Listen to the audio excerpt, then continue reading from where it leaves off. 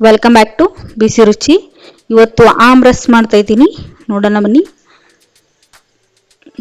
ಮಾವಿನ ಹಣ್ಣು ತೊಗೊಂಡಿದ್ದೀನಿ, ಆಪಸ್ಸು ತೊಗೋಬೋದು. ನಿಮಗೆ ಯಾವುದು ಹಣ್ಣು ಸಿಗುತ್ತೋ ಆ ಮ್ಯಾಂಗೋ, ಆ ಹಣ್ಣಲ್ಲೂ ಆಮರಸ್ಸು ಮಾಡ್ಕೋಬೋದು. ನೋಡಿ, ಇದರಲ್ಲೂ ಜುಬ್ರ ಈ ಥರ ಎಳೆ ಎಳೆದು ಥರನೂ ಇರಲ್ಲ, ತುಂಬಾ ರುಚಿಯಾಗಿರುತ್ತೆ ಈ ಹಣ್ಣು. ಸೊ ಆಪಸ್ಸು ತೊಗೊಂಡು ಮಾಡ್ಕೋಬೋದು.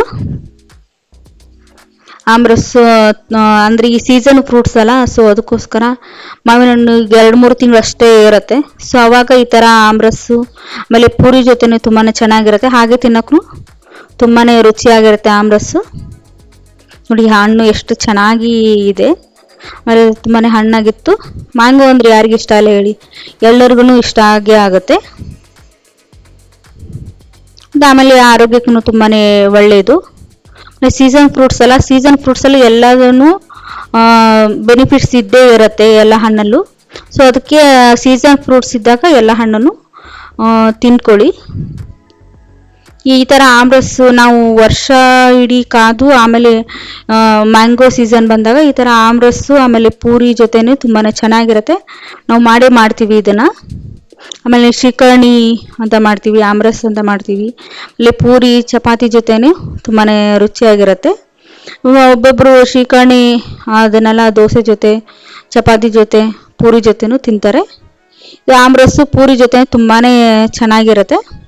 ನೋಡಿ, ಮ್ಯಾಂಗೋನ ಕಟ್ ಮಾಡಿ ಇಟ್ಕೊಂಡಿದ್ದಲ್ಲ, ಸೊ ಅದನ್ನು ಹಾಕ್ಕೊಂಡಿದ್ದೀನಿ. ಸ್ವಲ್ಪ ಕೇಸರಿ, ಸ್ವಲ್ಪ ಸಕ್ಕರೆ ಹಾಕ್ಕೊಂಡಿದ್ದೀನಿ, ಚಿಟಿಕೆಯಷ್ಟು ಉಪ್ಪು ಹಾಕ್ಕೊಳ್ಳಿ.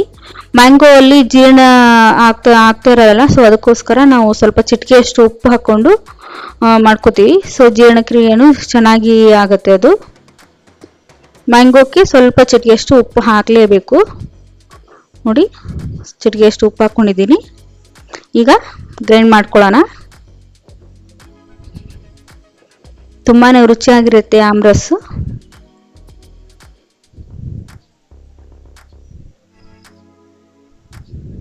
ನೋಡಿ ಎಷ್ಟು ಚೆನ್ನಾಗಿ ಸ್ಟ್ರಕ್ಚರ್ ಬಂದಿದೆ.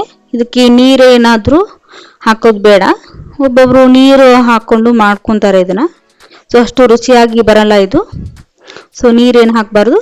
ಸೊ ಈ ಥರ ಮ್ಯಾಂಗೋ, ಸ್ವಲ್ಪ ಸಕ್ಕರೆ, ಚಿಟಿಕೆಯಷ್ಟು ಉಪ್ಪು, ಆಮೇಲೆ ಏಲಕ್ಕಿ ಪೌಡ್ರು, ಸ್ವಲ್ಪ ಕೇಸರಿ ಹಾಕ್ಕೊಂಡಿದ್ದೀನಿ ನಾನು. ಕೇಸರಿ ಅದು ತಿಂದ ತಕ್ಷಣನೇ ಗೊತ್ತಾಗುತ್ತೆ, ಕಣ್ಣೆಲ್ಲ ಒಂಥರ ನಿಚ್ಚಳಾದಂಗೆ ಆಗುತ್ತೆ. ಸೊ ಅದು ತಿನ್ನೋರಿಗೆ ಅಷ್ಟು ಗೊತ್ತಾಗುತ್ತೆ ಅದ್ರ ಫ್ಲೇವರು, ಆಮೇಲೆ ತಿಂದಾಗ ಅಂತ. ನೋಡಿ, ಆಮ್ರಸ್ಸು ರೆಡಿ ಆಯ್ತು. ಈಗ ಪೂರಿ ಜೊತೆ ಸರ್ವ್ ಮಾಡ್ಕೋಬೋದು. Thanks for watching. ಇಂಥ ಒಳ್ಳೆ ರೆಸಿಪಿಗಳನ್ನು ಕಲಿಯಲು ಲೈಕ್ ಮಾಡಿ, ಶೇರ್ ಮಾಡಿ, ಸಬ್ಸ್ಕ್ರೈಬ್ ಮಾಡಿ, ನಿಮ್ಮ ಫ್ರೆಂಡ್ಸ್ಗೆ, ಫ್ಯಾಮಿಲಿಗೆ ಶೇರ್ ಮಾಡಿ. ಈ ವಿಡಿಯೋ ಇಷ್ಟ ಆದರೆ ಕಮೆಂಟ್ ಮಾಡಿ. Thank you.